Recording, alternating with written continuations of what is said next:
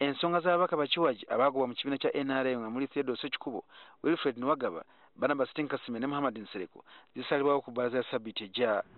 Bano baliko enteeseganya zabaddemu ne President Museveni okusobola okudda mu kibiina mu bagobwa nga balangibwa okwefuula bakiwaji. Kyokka mu nteeseganya ezisinga obungi omubaka wa Ndora East Wilfred Nwagaba tazibaddemu.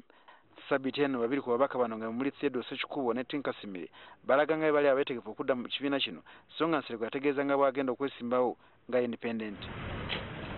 I'm preparing for SEC, Central Executive Committee, on Monday.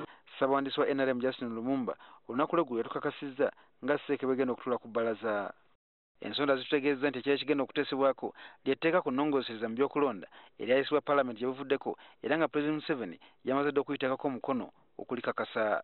To handle issues, especially the implications that have political implications that have come in as a result of the constitutional amendments that were passed. Ekimu ku bitunuuliddwa y'engeri gye lyalambikamu ababaka ba independent abaagala okusala eddiiro okugenda mu bibiina ebirala.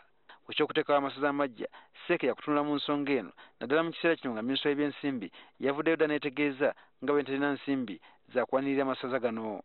Tutegeezeddwa nti ababaka ku SEC bakwagala ku disitulikiti empya ezigenda okuyisibwa.